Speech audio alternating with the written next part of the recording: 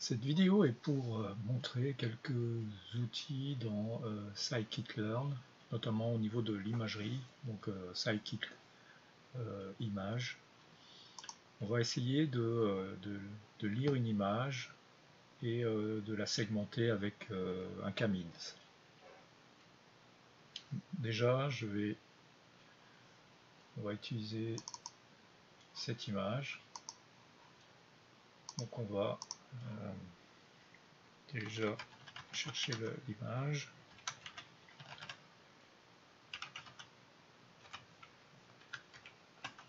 Donc c'est une image JPEG. On va comme ça. On va lire l'image. Alors on peut lire une image avec Scikit-learn en utilisant la librairie SkiImage. On peut aller chercher le module IO. Donc on va aller chercher image read, notre image. Donc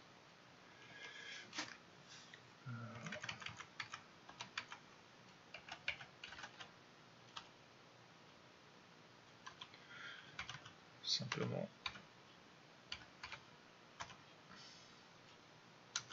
on va essayer d'afficher l'image déjà.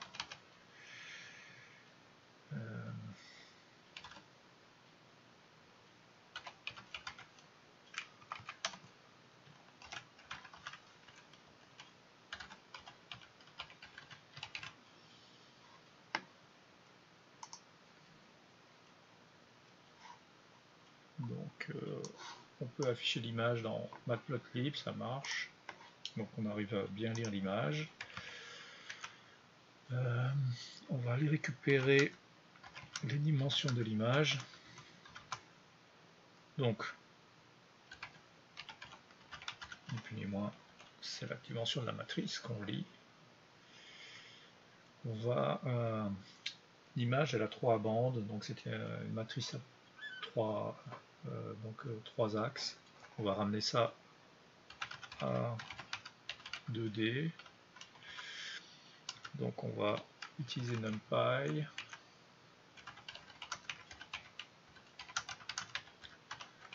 On va transformer la matrice.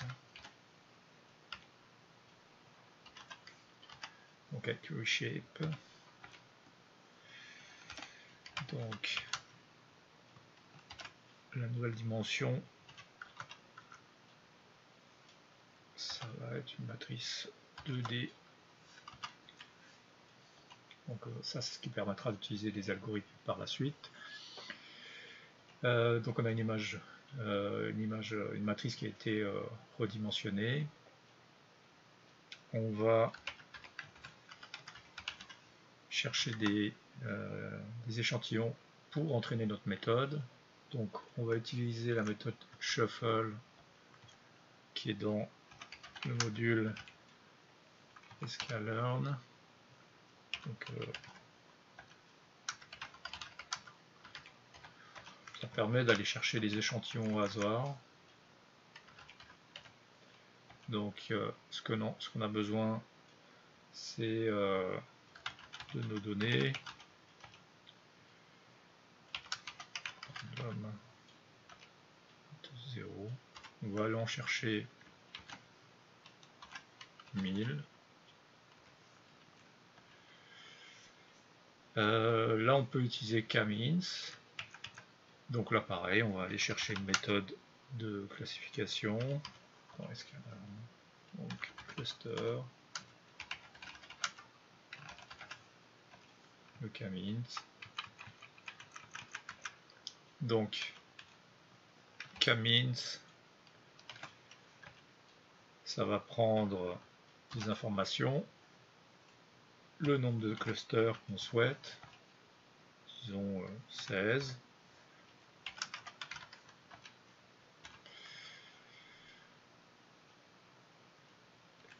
Et on va lui demander de classifier, de segmenter. Donc notre nos échantillons. Voilà, on va récupérer le résultat. Donc le résultat, ce sera les centres, donc les 16 centres. Et ça, une fois qu'on a le k-means segmenté, donc le résultat de la segmentation, on peut lui demander de classifier l'image ou de segmenter le reste de l'image. Donc ce qu'on a appelé ici image array. Ça va nous retourner donc un résultat, uniquement le résultat de la segmentation de l'image. On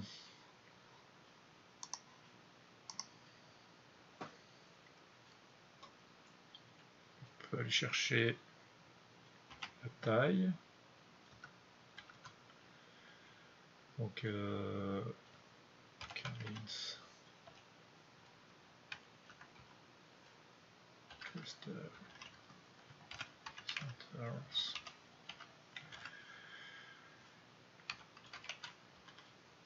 Ok.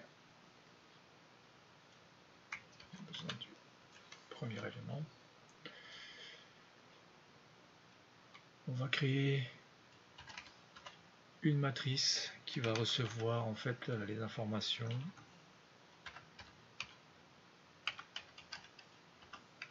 des résultats des segmentations. Donc on va créer une matrice.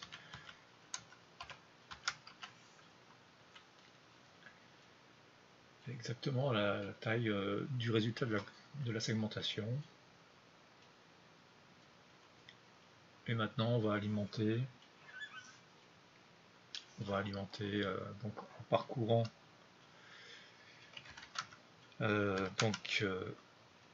l'image, on va parcourir en fait le résultat de la segmentation et on va alimenter cette matrice qui était initialement de 0. Donc on va simplement parcourir les lignes et les colonnes. Et ni plus ni moins, on va alimenter la matrice avec les valeurs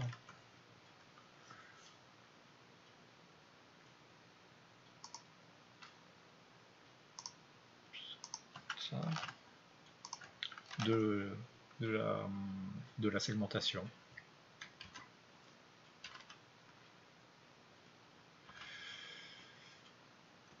Alors on a besoin d'un indicateur, donc d'un index, et on va mettre ça sur 255.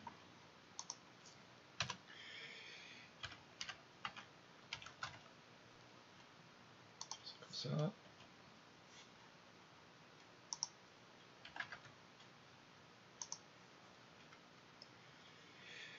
Et on incrémente.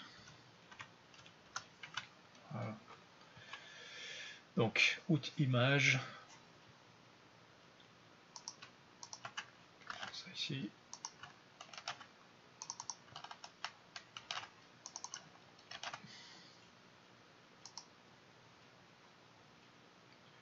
Donc, out image devrait recevoir l'image segmentée. On le voit, elle est segmentée. Et donc, on obtient l'image qu'on avait originale, elle est là. Voilà. Et l'image segmentée. Donc une image qui a plus que 16 niveaux de couleurs. Donc les couleurs ont été définies par la segmentation. Donc on attribue à chaque pixel une nouvelle couleur en fonction, donc un nouveau groupe, différent du groupe original. Donc un des 16 groupes, celui le plus probable, ce qui nous donne en fait le résultat de l'image segmentée. Donc assez rapidement, on peut alors segmenter une image, mais on pourrait segmenter n'importe quel groupe d'informations, de données. Donc l'essentiel c'est d'avoir une matrice à la base, de sélectionner des échantillons, d'entraîner en fonction du nombre. Donc là, si on voulait changer le niveau de groupe, on pourrait mettre 4 couleurs, donc 4 clusters, et effectivement on obtiendrait donc une image avec 4 niveaux de couleurs. Donc ce qui marche. Voilà.